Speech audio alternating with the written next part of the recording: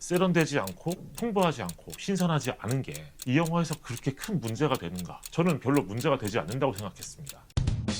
류승환 감독의 신작 휴민트를 미리 보고 왔습니다. 보고 난 소감을 간단히 이야기하자면 이 영화는 첩보 영화라고 보기에는 첩보극의 긴장감은 좀 덜한 편이었지만 액션 영화로 보면 익숙한 서사의 힘이 담긴 그런 작품이었습니다. 그런데 또 유승환 감독의 영화로 놓고 보면 어느 정도는 낯설게 느껴지는 부분이 많은 영화였습니다. 영화를 보는 동안 그렇게 수시로 다양한 생각들이 교차했던 것 같습니다. 오늘은 그렇게 휴민트를 보는 동안 제가 가졌던 생각들을 한번 정리해 보려고 합니다. 당연히 이 영화에 대한 스포일러가 많습니다. 아직 휴민트를 관람하지 않으신 분은 시청에 주의하시기 바랍니다.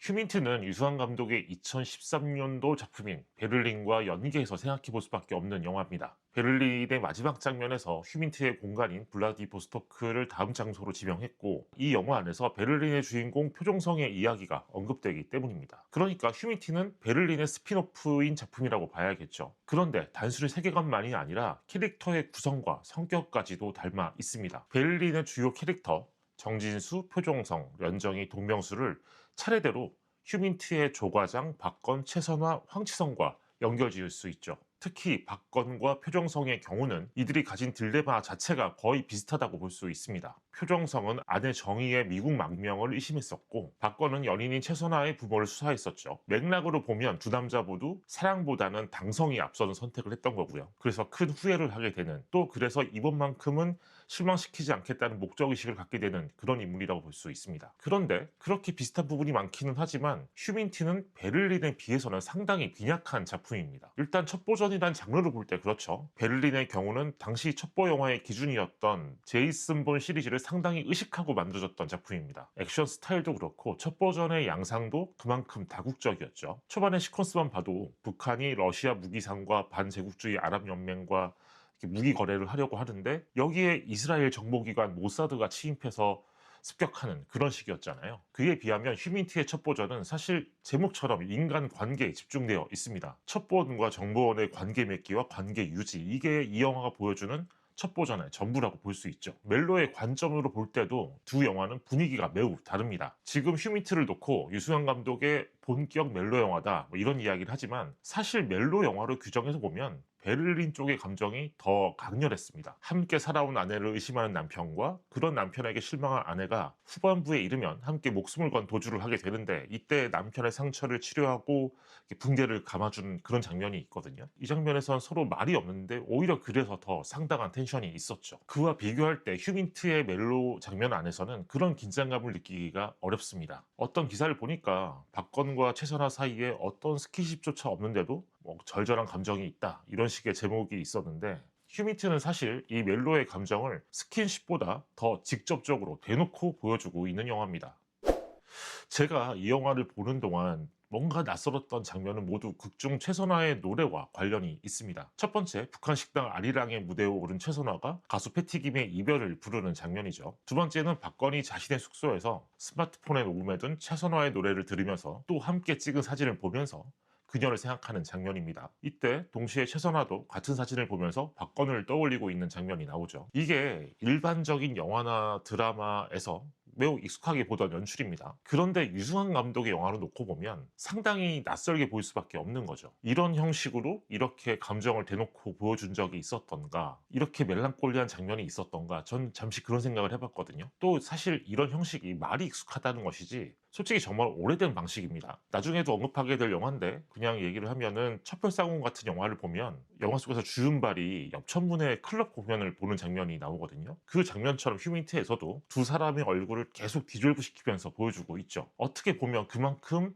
촌스럽다고 할 정도의 방식으로 이 두 사람의 감정을 전달하고 있는 겁니다. 게다가 박건과 최선화의 관계에서 베를린의 표정성, 련정이와 비교할 법한 서사는 이미 과거의 사연이 된 것이고 이 영화가 보여주는 건 이번에는 실망시키지 않아야 한다, 꼭 그녀를 구해야 한다, 이 동기뿐이거든요. 이건 사실 조 과장의 입장에서도 마찬가지죠. 맨 처음 나왔던 김수린의 비극 때문에 이번만큼은 정보를 죽게 놔둘 수 없다는 강력한 동기가 생긴 겁니다. 그래서 베를린과 비교하면은 아무래도 영화 속에서 보여지는 감정의 톤들이 좀 더 빈약해 보일 수밖에 없는 것 같습니다. 그런데 어떻게 보면 휴민트란 영화를 전체적으로 놓고 봤을 때는 딱 필요한 정도의 서사가 아닌가, 그런 생각이 들었습니다. 그리고 류승환 감독은 이런 인물들의 감정에 관객을 동참시키는 전략으로 또 하나의 고전적인 연출을 더해놓은 것 같습니다. 신세경 배우의 얼굴을 담아내는 클로즈업 장면들이죠. 과거 고전 영화들이 그렇게 여배우의 얼굴을 담는 방식이 있었습니다. 여배우 뒤에서만 후광이 있는 것처럼 조명을 넣는다든가 이런 거였는데 그 정도는 아니지만 그런 연출이 떠오를 정도의 장면이었던 것 같습니다. 물론 제가 그렇게 생각한 이유는 그렇게 찍고 있는 장면 속 피사체가 신세경의 얼굴이기 때문이겠죠. 그런데 다시 기준점을 세워보면 류승환 감독의 영화에서 배우의 클로즈업을 이렇게 찍어서 이렇게 자주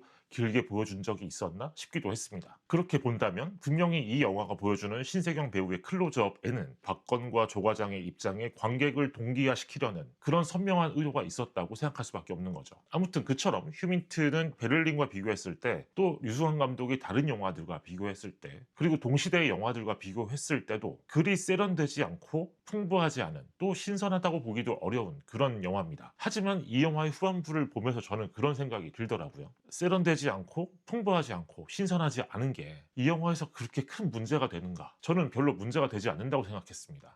중반부 이후에 휴민트는 우리가 과거에 보았던 테이큰 또는 아저씨 같은 영화처럼 달려가죠. 러시아 마피아에게 잡혀간 최선아를 구해야 한다는 목표를 두고 조 과장과 박건이 달려가는데 관객도 함께 동참하게 됩니다. 여기에는 첫 버전의 긴장도 필요 없고 어떤 섬세한 감정의 묘사도 필요 없습니다. 극악한 범죄를 저지른 빌런들은 죽여 마땅하고 사랑하는 여자는 구해야 하는 게 당연한 거니까요. 그리고 휴민트는 이때 관객들이 보고 싶어하는 걸 다 보여주고 있죠. 저한테 휴민트는 그렇게 최소한의 서사와 감정만 가지고 만든 매우 익숙하고 명확한 액션 영화처럼 여겨졌습니다. 유승환 감독 자신이 휴민트에서 구현하고 싶은 무언가를 위해서 다른 격가지들을 다 잘라낸 느낌이라고 할까요? 그렇다면 무엇을 구현하고 싶었을까? 저는 그것이 과거의 액션 영화들이 보여주었던 낭만 또는 멋 이런 거라고 생각했습니다. 그러면 유승환 감독이 이전에 보여준 액션에는 멋이 없었나? 당연히 멋있고 쾌감이 있었죠. 그런데 유승환 감독의 액션 스타일은 주로 사실적인 감각에 초점이 맞춰져 있었다고 생각합니다. 인물들이 그 상황에서 생존을 위해 싸운다 이 느낌이 굉장히 강렬했죠. 그런데 휴민트의 후반부에 벌어지는 액션씬에서는 사실적인 느낌보다도 멋이 더 중요한 맥락인 것 같았습니다. 박건과 조 과장이 처음 서로에게 총을 겨누면서 마주하는 그 앵글만 봐도 그렇죠. 그런 영화가 첩혈 싸움만 있는 건 아니지만 이런 앵글을 보면 첩혈 싸움을 떠올릴 수밖에 없는 거니까요. 그만큼 이 장면의 앵글은 그런 멋을 위해서 낭만을 위해서 설계되어 있는 겁니다. 그리고 조인성 배우가 보여주는 액션 또한 그런 멋이 우선되어 있다고 볼 수 있죠. 조인성 배우는 이미 유승환 감독의 밀수에서 칼을 이용한 정말 멋과 낭만으로 가득한 그런 액션씬을 보여준 적이 있습니다. 휴민트에서도 유승환 감독이 조인성 배우를 같은 목적으로 활용하고 있다는 생각이 들었습니다. 총격전과 침투를 앞두고 방탄조끼까지 챙겨 입는 인물인데 그런데도 당연히 걸리적거릴 수밖에 없는 롱코트는 계속 입고 있잖아요. 이건 분명 영화 밖에서 조인성이란 배우의 캐스팅 효과를 마음껏 담아보고 싶은 그런 감독의 선택인 거죠. 밀수에서 나왔던 조인성 배우의 모습을 생각하면 이런 감독의 욕망? 이런 거를 너무 잘 이해할 수 있을 것 같습니다. 아무튼 종합해 본다면 휴민트는 그렇게 과거의 액션 영화들이 가진 낭만과 멋을 익숙한 방식으로 구현한 영화인 것 같습니다. 그런 이유 때문에 저는 휴민트를 상당히 재밌게 본 거고요. 베를린의 스피노프이면서도 베를린과 아예 다른 색깔의 영화를 같은 감독이 만들었다는 것도 흥미로운 부분이죠. 저는 이런 생각도 해봤습니다. 어쩌면 이 영화가 베테랑2의 반대급부로 나온 작품은 아닐까. 베테랑2는 베테랑 같은 영화를 기대한 관객들에게 베테랑을 반성하고 성찰하는 이야기를 보여준 사례였잖아요. 사이다 같은 액션과 서사가 가진 그런 윤리적인 딜레마 이런 질문을 제기했고 그래서 결과적으로는 이 영화에 대한 호불호가 나뉘었었죠. 베테랑2와 비교해 본다면 일단 휴민트는 적극적으로 과거 액션 영화의 세계로 들어가서 마음껏 그 시절의 낭만을 즐기는 작품인 거죠. 물론 어떻게 보면 지금 와서 약 20년 전 영화들이나 40년 전 영화를 떠올리게 만드는 게 시대착오적이다 이렇게 비판할 수도 있을 것 같습니다. 하지만 저는 그럼에도 그 시절의 영화들이 갖고 있던 어떤 매력과 힘이 그만큼 강하다고 봐야 되는 게 아닌가 그런 생각을 해봤습니다. 솔직히 지금도 우연히 OCN 같은 채널에서 테이클이나 아저씨 같은 영화가 걸리면 그 자리에서 계속 보게 되는 그런 영화들이잖아요. 그런 식으로 너무 자주 본 영화들이었죠. 이 영화 휴민트가 20년 후에도 그렇게 자주 보게 될 영화일까? 그건 잘 모르겠지만 적어도 지금은 그렇게 익숙한 감정과 낭만으로 보게 될 영화라고 생각했습니다. 여러분은 어떻게 보셨습니까? 오늘의 이야기는 여기까지입니다. 저는 곧 또 다른 작품에 대한 이야기로 돌아오겠습니다. 감사합니다.